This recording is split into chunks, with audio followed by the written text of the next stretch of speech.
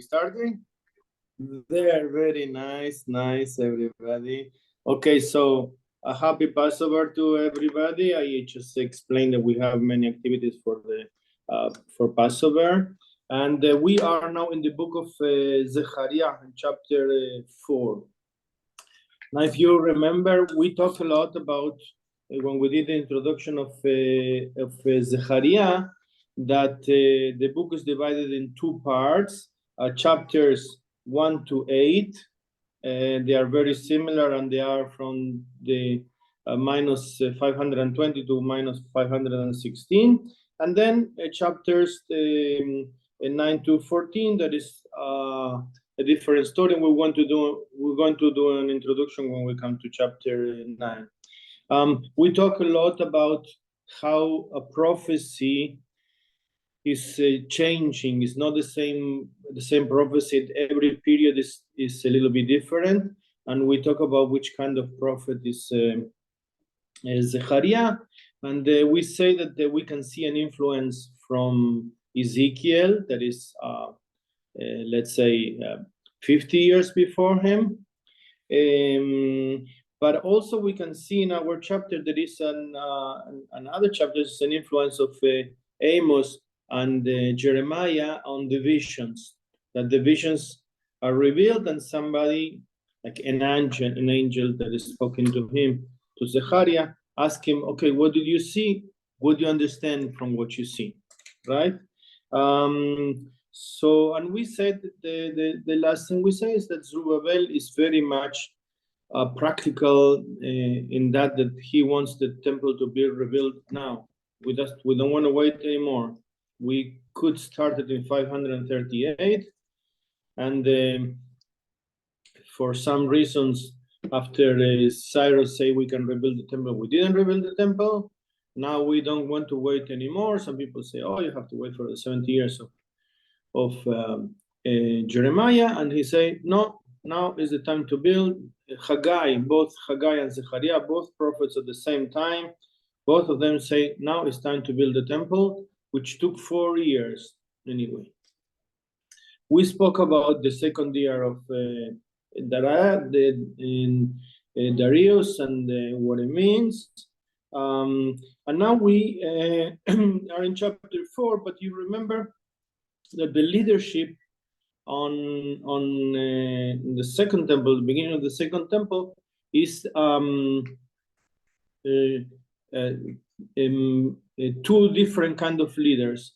One is somebody coming from the dynasty of David. In this case, is Zerubbabel. He's the political leader, and somebody that is coming from the high priest. And this is Yoshua that we talk about. We saw that Yoshua in chapter 2, he has the clothes not so nice, so they don't pay much respect.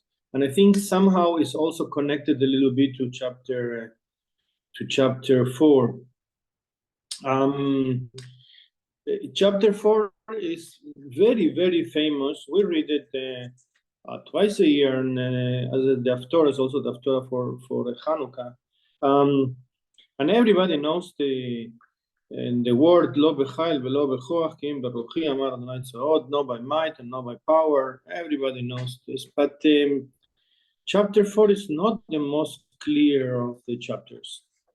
It's very puzzling. The chapter before, we saw that there is the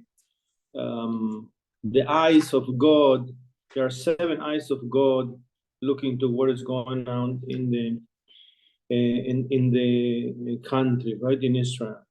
And chapter 3 didn't have the angel of God talking to him.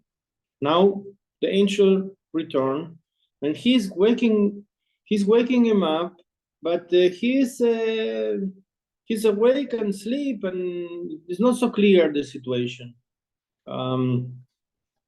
So it's not so clear if he's awake and he see the vision, or he's sleeping while he see the vision. And why is again called? But he says he see a menorah. What is the problem with the menorah? And there is a problem with the menorah. The description of the menorah that Zechariah gives is not a description that is in the Torah, and it's not a description that we know about the menorah, not from the Mishkan, not the one that did the Jews when they leave Egypt. And now what we know from later generations, how the menorah looks. So how come he's giving the description of this menorah, which is unusual? But on the other hand, it's a vision. This is now, he's in the time that the temple is being constructed. And we say, if you remember last week, I say that it's very interesting to Zechariah that he wants very much to build the temple. When the temple starts to be rebuilt, he doesn't say anything. That's why we say maybe something is missing. And I will say maybe it is possible that also this prophecy is copied and organized not exactly in the way that it's supposed to be. But his is a menorah that is all gold, but has something on the top. And then he has two zaitin. He has two olives on the sides. So he doesn't understand exactly. I will try to describe the menorah. First, there is many interpretations. You should know that the Rashi says that maybe it's 49 lights and not 7 lights. Not everybody agrees on the text, but I think that the menorah that he sees is something like this. He sees two olives. I don't know if they are two trees, two olive trees, or just two vessels on the shape of an olive. And these olives bring the oil into a container, a gula kind of container. And from this container, it goes to the 7 lights of the menorah by 7 tzinorot, by 7 pipes. This is more or less, I think, what is in this menorah. And again, it's a very good question why he doesn't describe the menorah of the temple. We know that when the first temple was destroyed, many of the vessels were brought to Babylon. You remember, we see also in the book of Daniel that they used the vessels of the temple. So we don't know if they bring the menorah back or they build a new menorah. Maybe this is the menorah that they are going to build, or this is the menorah that he wants to be built. And it's different from the one that we have described in the book of Exodus. So anyway, the menorah that he sees is the menorah that he has these 2 olive trees, olive branches, bringing the oil in one container, and from there illuminating the menorah. I don't know how is the English text. I'm sure that even in the English text, it's not so simple, this description. But we have to also to understand that this is a vision and a dream. It doesn't have to be exactly something real. Doesn't have to be exactly like in the, it's something that symbolizes. So the question that the angel asking what it symbolizes is why there is 2 olive branches? Why is no one? And why these 2 come into one container that bring the thing? So I think the answer is connected somehow to this sentence that not by might and not by power. By the way, we don't know what God says, not by might and not by power. We only know what possibly says because what is written after this in verse number 9. In verse number 6, God speaks to Zerubbabel. Zerubbabel is the descendant of the king of David. And it says to him, not by might and not by power, but by my spirit, right? But we don't know what he's talking about. Only in verse number 9, we know that Zerubbabel is the one that his hands are the one that build or start building the temple. So we understand by combination of these chapters, of these verses, that God is saying to Zerubbabel that the temple is going to be built not by might and not by power, but by my spirit. And how is this connected to the two branches, the two olives? Well, we know that because what is written here, that the two, in verse 14, that there is two leaders to the people that is building the temple. The political leader, this is the descendant of David, and the descendant of the priest, this is Zerubbabel and Yehoshua. So according to the vision, the light in the menorah, the eternal light of the Jewish people, have to come. The temple has to be built by the combination by the cooperation of these two. Of course, it's one of the many interpretations, not the only one.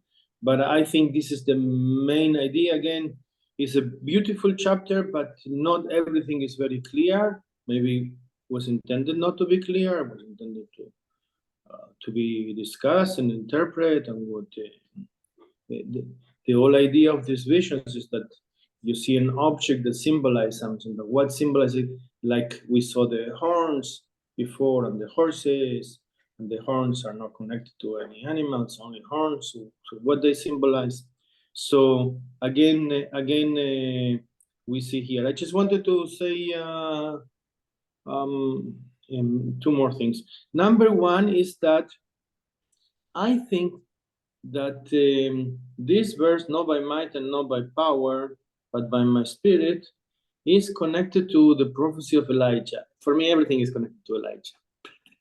But so I think if you remember when God, Elijah goes to the mount of God, and God says to him, go outside, and it's an earthquake, and then there's a storm, and he say, no, it's not the earthquake, it's not the storm, it's the tiny silence voice. I think there is a line from Elijah, the oldest of these prophets, to Zechariah, that God is not the eruption of the volcano, like most of the pagans will say. Oh, there is a storm, as God is I don't know, is angry, that's why he's sending lights. Oh, there is an earthquake, this is how God shaped. No, God is in the tiny silence voice. God is in the spirit. It's in the message. And I think this is at the prophet Zechariah said it has to be a cooperation between the political leadership, the military leadership, and the religious leadership together. And God is watching with 7 eyes. Together, they have to lead the people into the construction of the temple, on the new era for them after many years of exile. I hope that I didn't overlap too much, and my 20 minutes just stopped. So if you join us for the set, that's very good. We have one more class, and if by any chance you're not going to be in one of the classes, I wish you already a happy, healthy Passover. חג פסח שמח, כשר משמעותי. ישי, your turn. Okay. I'll start with music.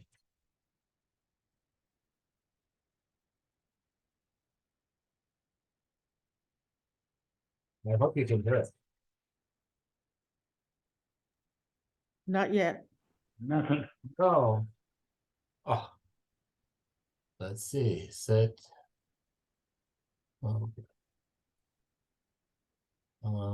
It needs audio. And if I'm unmuted. Now, No, you're muted again.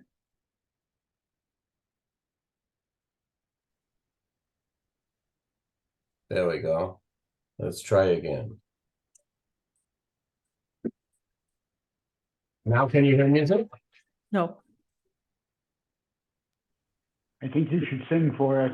I was just gonna say, why don't you sing, Jesse? Yes, that's Debbie Friedman singing Not by Might and Not by Power. Okay. We can all join in. Yes.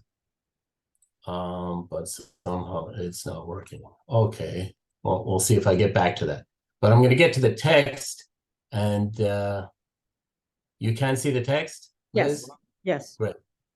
Okay, so this time I did send my text to Edgar in advance, so of course it overlapped. So I have to learn to not do that. When I do it, we overlap much more.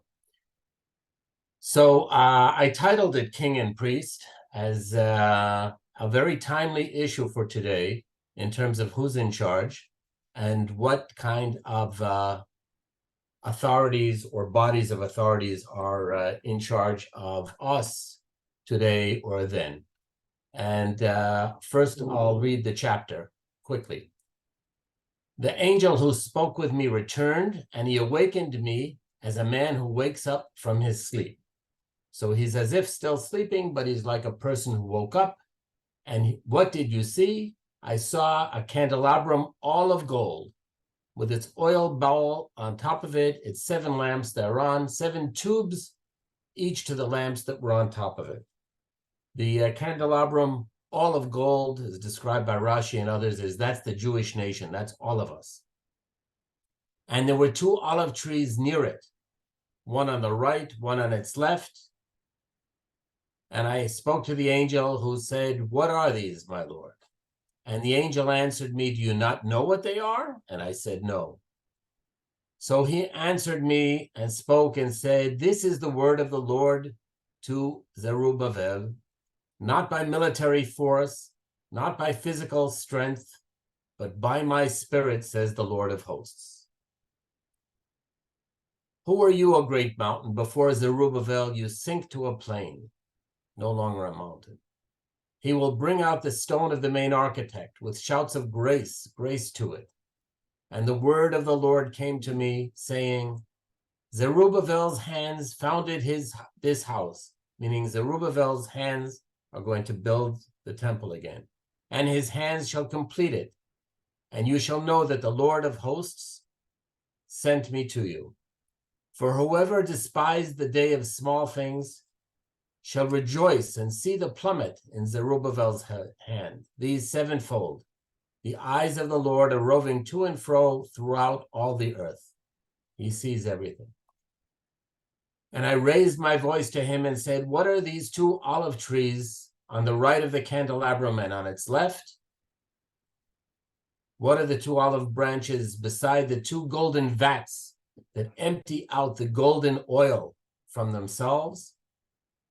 And he spoke to me saying, do you not know what these are? I said, no, my Lord. He said, these are the 2 anointed ones who stand before the Lord of all the earth. And here's this same phrase, name of the song, that somehow Zoom does not want you to hear. And not by mouth, not by power, but by my spirit, says the Lord, will all people live in peace. Will the Spirit come, and so will be the days of Mashiach, hopefully. So as the angel awakens him, is described by our sources as all of us being awakened from a state of hopelessness to a state of hope or hopefulness. I could say bridges for hope here, but there are so many things about hope that we've described in the past and will describe in the future. And the vision continues for this entirely gold menorah for the entire Jewish nation, with the light on top being a light from God. And the interpreters of this text say, well, it won't be might and it won't be power, but the Messiah will rule by spirit. And we're thinking today, all of us, on who will we be ruled by? Will we be ruled by our rabbi or the rabbinate? Will we be ruled by our spirit? Will we be ruled by our ideals? Will we be ruled by might and by power? Will power, military power, submit to political power? Will it submit to religious or spiritual power? And these are the two leaders, the two people which God describes as being anointed by olive oil. I'm going to call that brought into their job and appointed. The anointment of oil goes for the king and goes for the high priest. And last week we talked at some length about Joshua, the high priest, coming from Aaron HaKohen, and that the high priests in the later years become the sons of Joshua. And the question comes, what it will take to awaken today's Jews, and what the ideal balance is between our king and our priest. And that's where I open it up, although I did try to get this music, and it's crazy that it won't play it. I'm going to give it one more shot.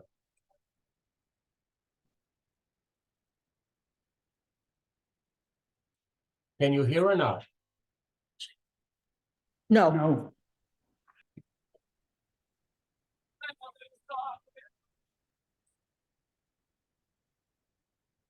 nope. No music.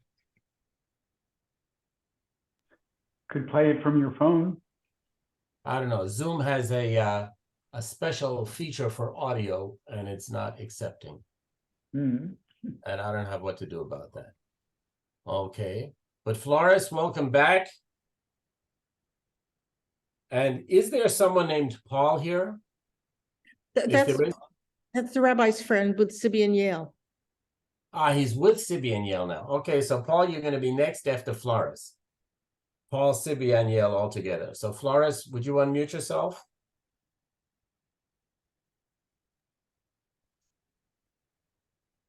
And let's see if I could press the question. What's going to influence you more? Is it going to be force or is it going to be spirit?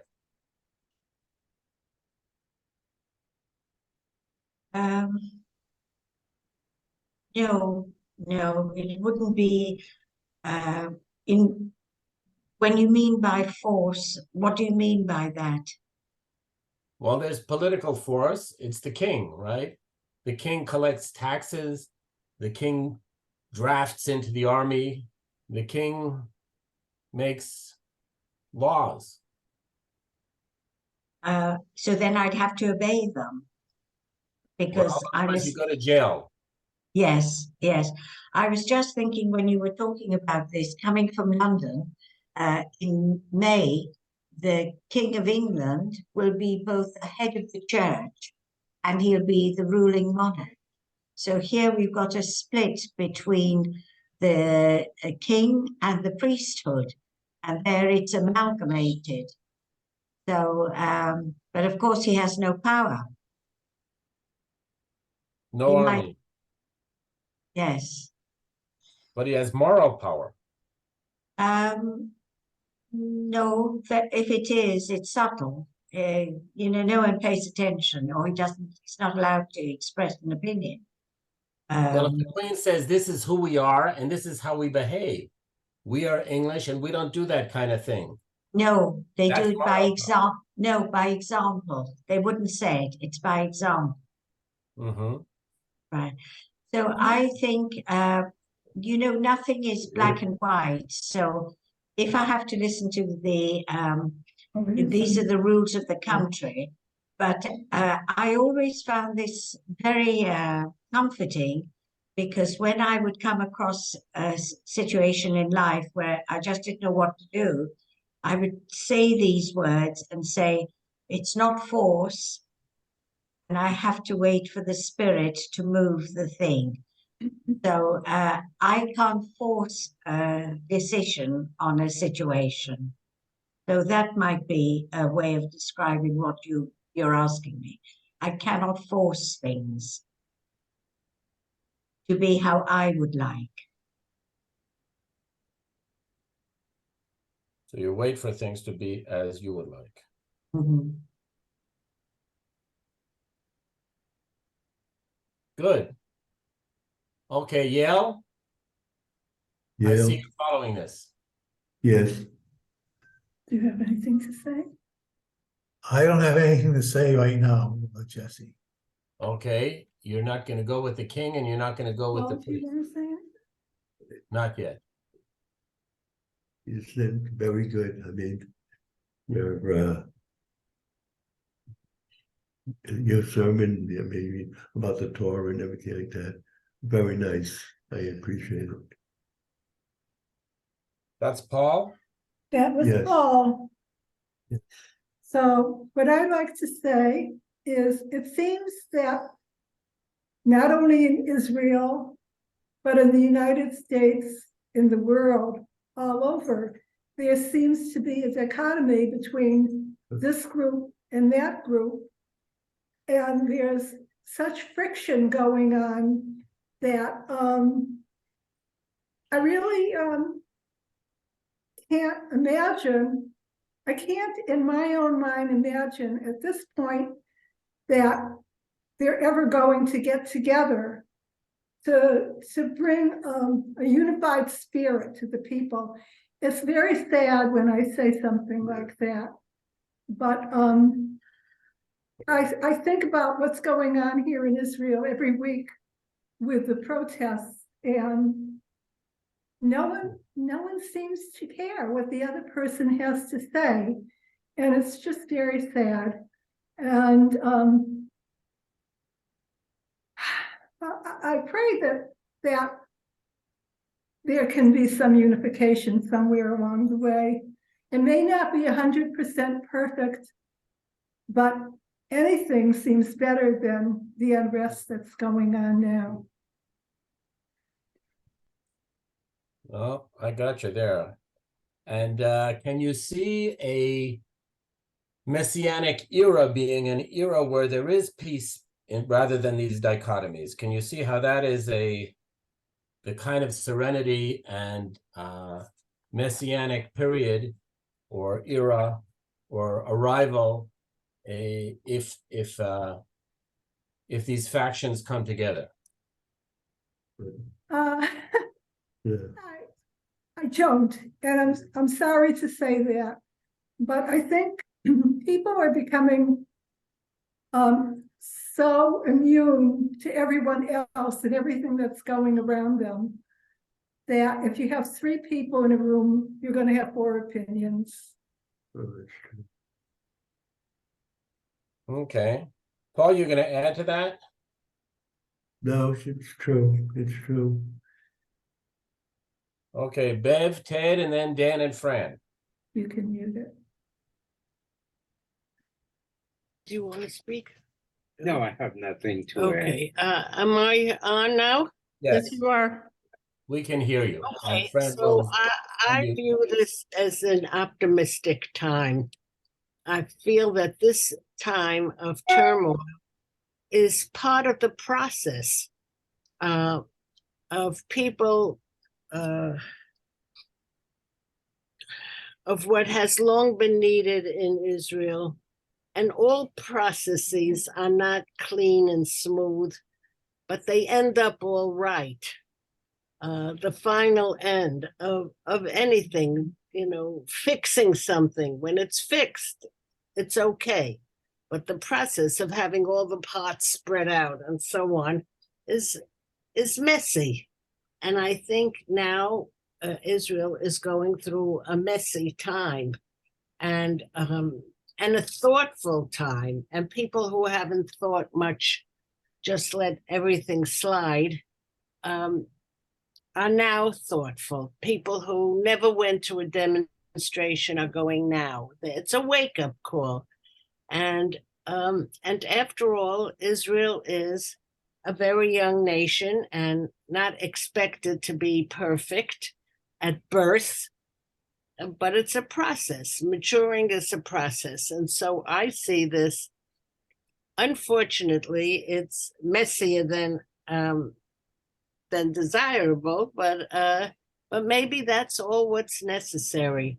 So I say, work out the process, keep things moving, attempt to listen, and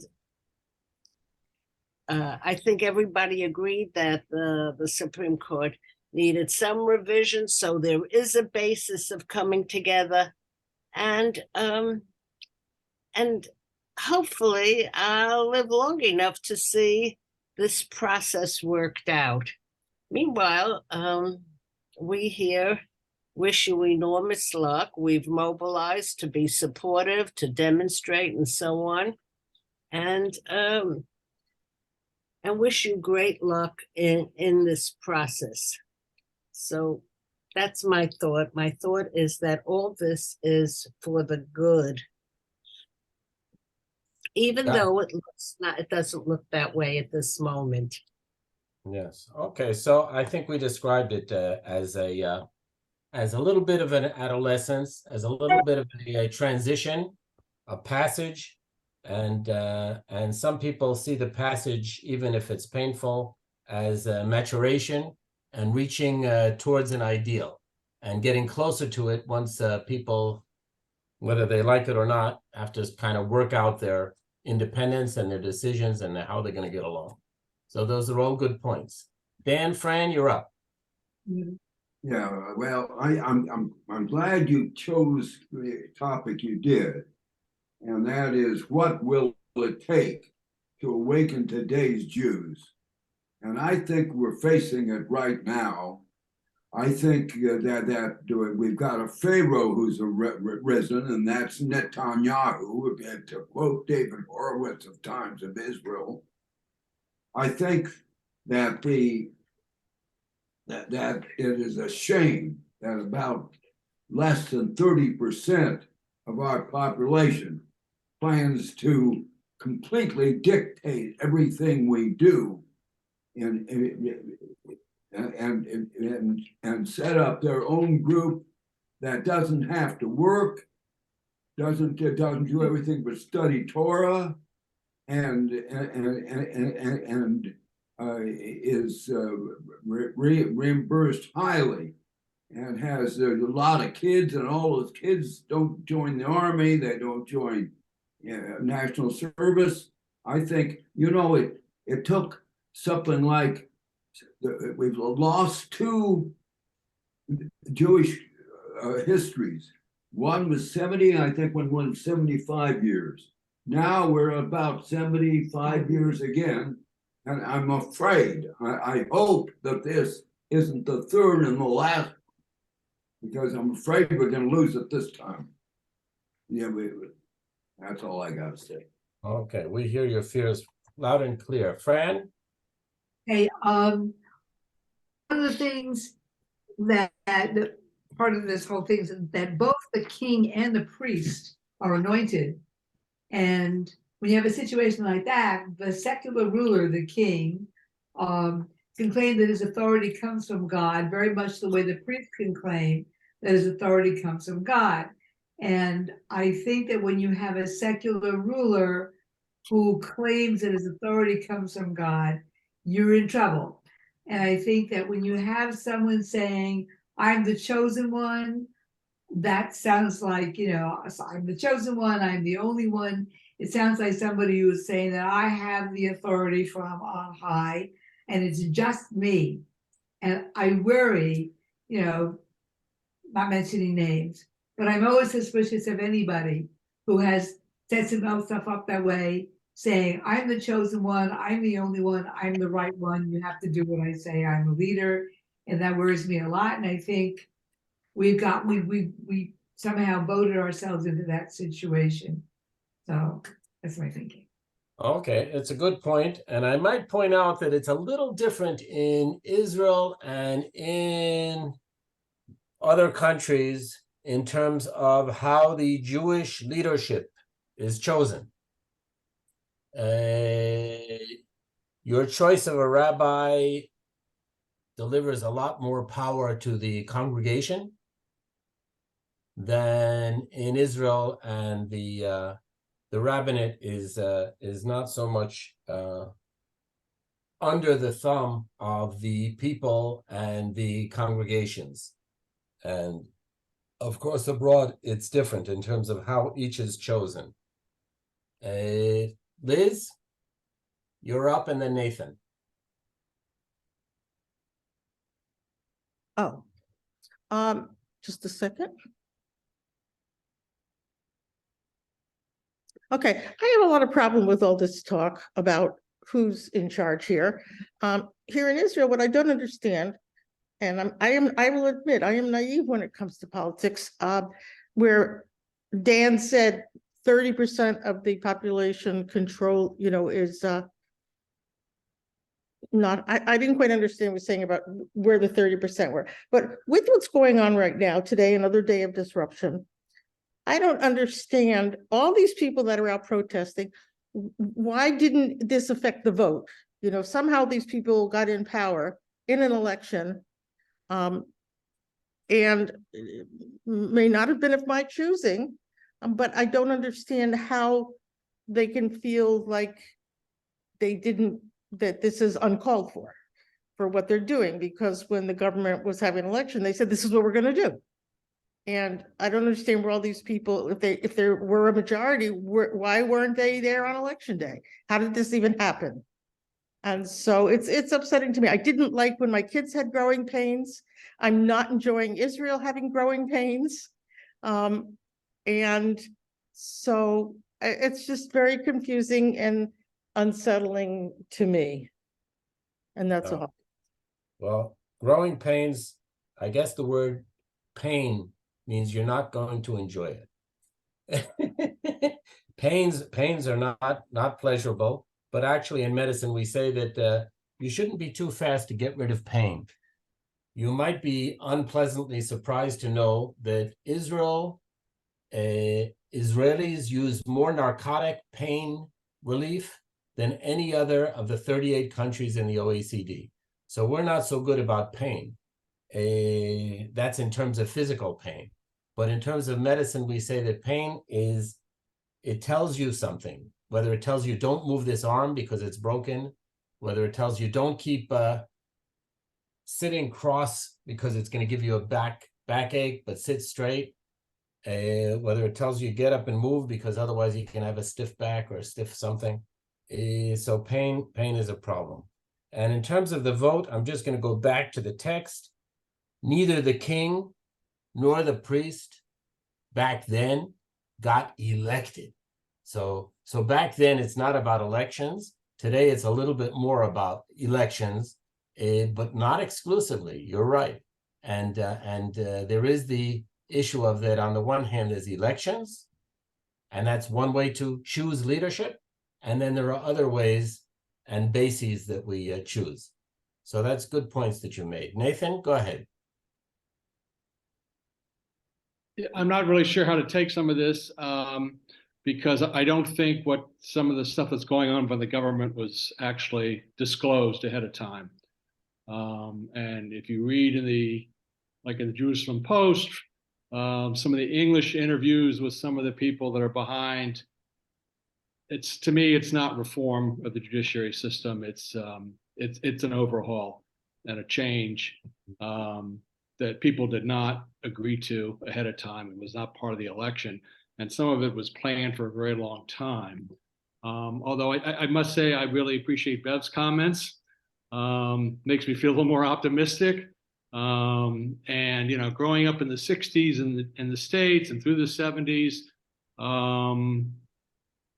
demonstrations don't really bother me. I mean, obviously they need to be peaceful, but you know, a little traffic disruption is okay, especially living in Washington, D.C. and during the Vietnam War era. And my campus got tear gas one afternoon because some people decided to block traffic during rush hour.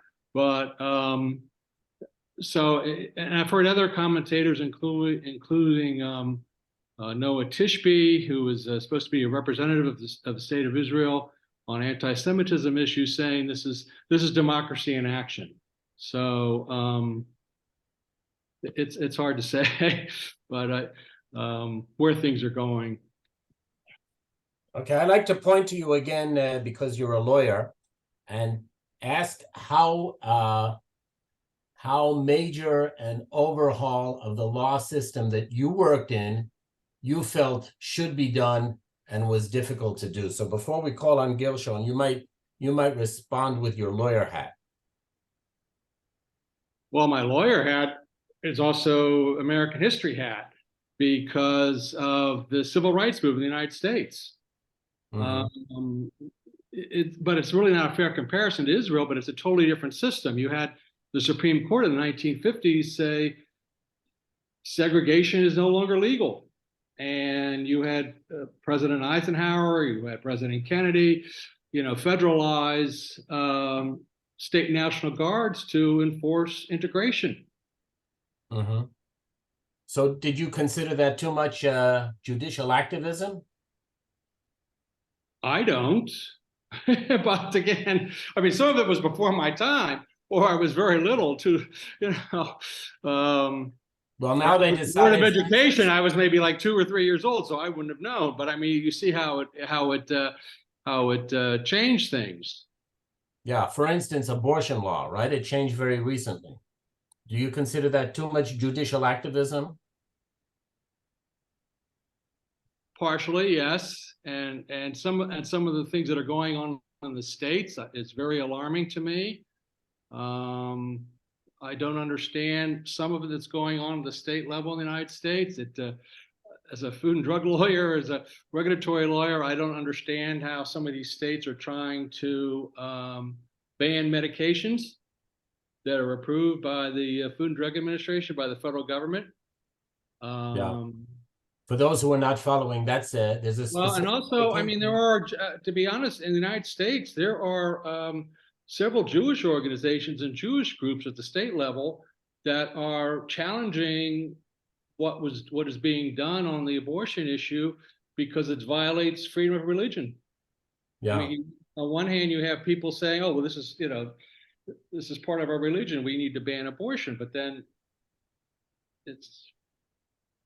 Well, we could talk about abortion at length at some point because Judaism does allow abortion up to the 40th day under certain circumstances. But you may know, because I'm a gastroenterologist, that the medicine which causes abortion actually was discovered to do that. It's a side effect. It's a prostaglandin inhibitor, which was used against ulcers. It was a gastro medicine. And because people had abortions, so they stopped giving it against ulcers. But that's how it was used originally. So the issue of an excess power, whether it's the king or with a priest, is not unique to Israel.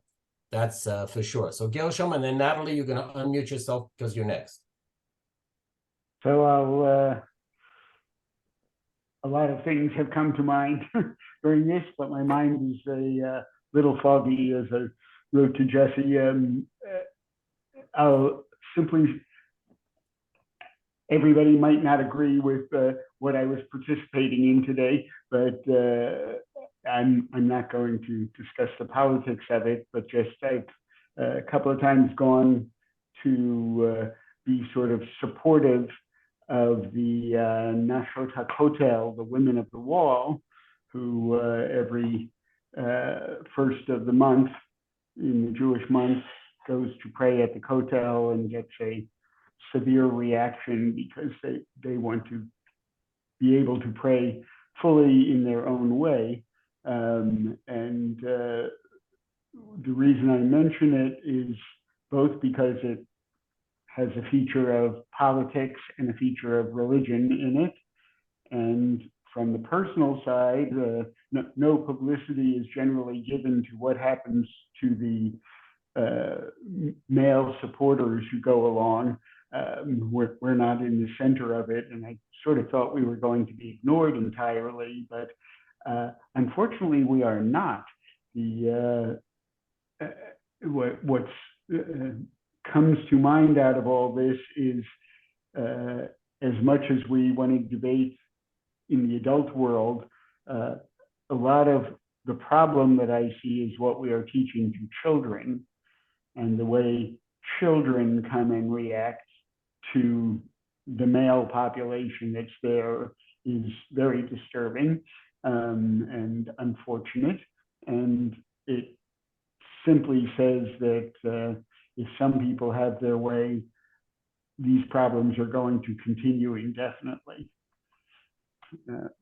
Anybody who wants to talk about it more or hear about it is welcome to contact me offline, and we'll talk more about that. But I'd just put in that strong word of pay attention to what's being taught to the children.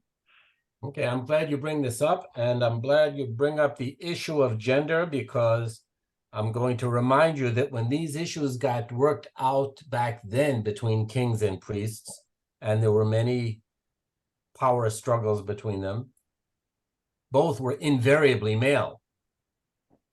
We did not have female priests. We did have, I think, a total of 7 female prophets along the way, and we did not have any female kings, although there were queens. Queen Esther would be an example. There were some queens who had some influence, but almost invariably with a king having the last word above them. And of course, today, there are openings for women, but both in Israel and in the States, our other reference point, much fewer. And I wouldn't say definitely that there's a glass ceiling, but there are many positions that have never been reached yet by women. And in any case, those women who have come up, there have been few and often outnumbered. Natalie? Well, because I grew up in the United States, I feel that separation of church and state, which was drummed into me as a child, is the way to go. We don't have that here. If we did, I think we'd be in a much better place. Yeah, okay. I'm not going to challenge you too much on that, but I will remind you that on the dollar bill, it says, "In God we trust," and there's never been a non-Christian president. And there's quite a bit of connection between church and state in the United States, but definitely the value of separation of church and state is a value. It's a highly held value in the United States and not a highly held value for many in Israel. But the concept of a king and a priest does reflect a duality of leadership.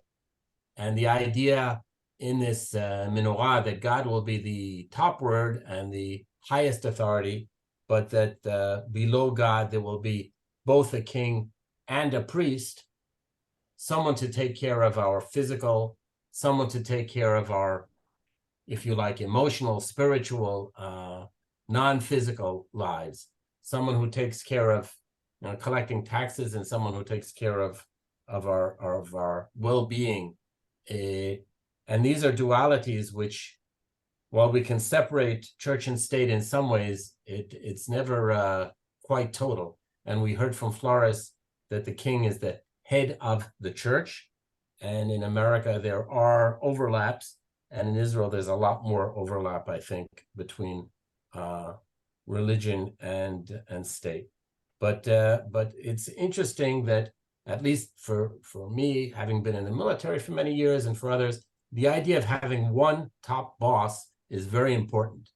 And the duality of having both a king and a priest, and having that balance, the balance with the tension that's inherent in it is different from the concept of there being one point at the top of the pyramid. Alexandra, you're next. You have to unmute yourself first, please.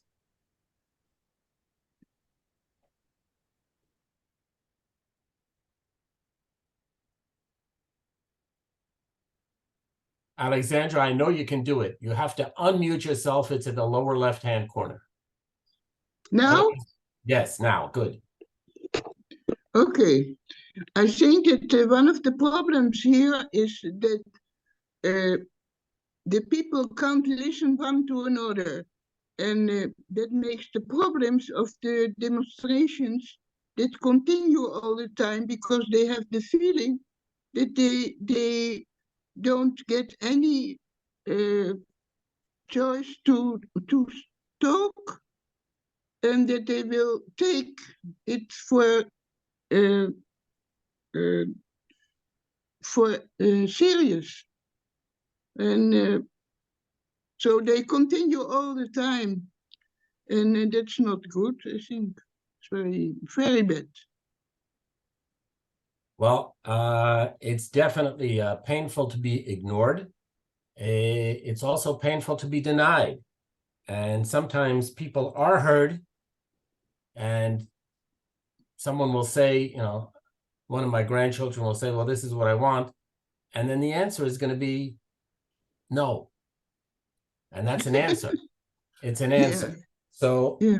I'm not sure that those who are calling out have not been heard and their thoughts considered.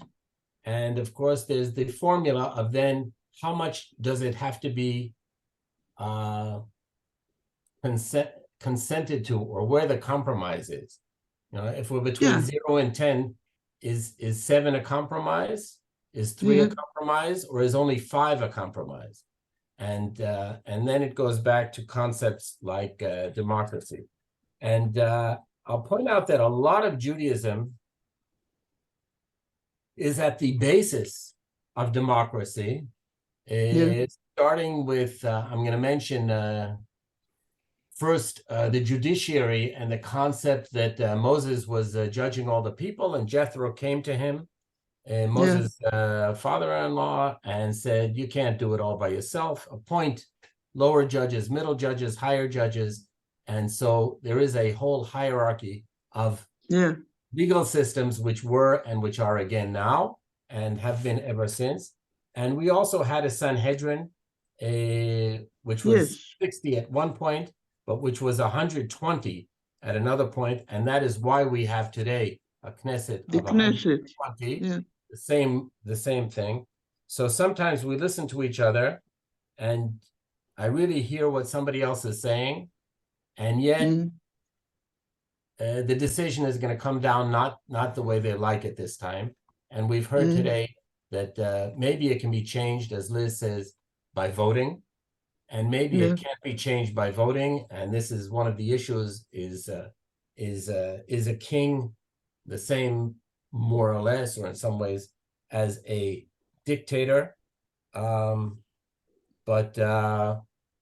But there's certainly a lot of concern and there's a lot of worry, and the people who are not being heard are or are not feeling that what they bargained for is what they're getting. That's a very difficult situation, and it certainly makes for a lot of tension. And hopefully, as we heard, and we've been encouraged a little bit today, we have obviously the 15 of us have different opinions from each other, but hopefully whatever the compromise will be will last as long as it lasts. And when it's not right, then it will be changed again. And that's what happens. And I'm failing once again to make music, right? Liz, you can't hear the music? No music.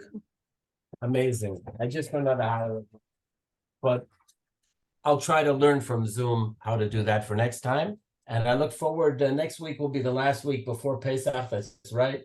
And hopefully we'll do Zechariah 5. And my wish, of course, is that the Messianic period will come and we will get along with each other, and we'll work these things out with each other. And so far, at least in our little group, we seem to not have too much protest against each other. Although I'm sure some of the things grate against one person's values or another, but we're getting along very well, and so that's a little. And we are doing good things all together. I mean, we are unified by doing good deeds and bringing hearts together. No, that's the motto. So we have to concentrate also into being the lovers, not only the fighters, but also the lovers. Absolutely. We have a motto in Bridges for Hope that love builds bridges. If you love your neighbor as yourself, then you find a way to find a bridge to them, and that's a picture of the bridge. That's right. I look forward to seeing you all next week. And thank you very much, both of you. I can see it on YouTube because Liz generously records the YouTube and sends them out. Take care. Bye-bye now. Shabbat shalom. Shabbat shalom.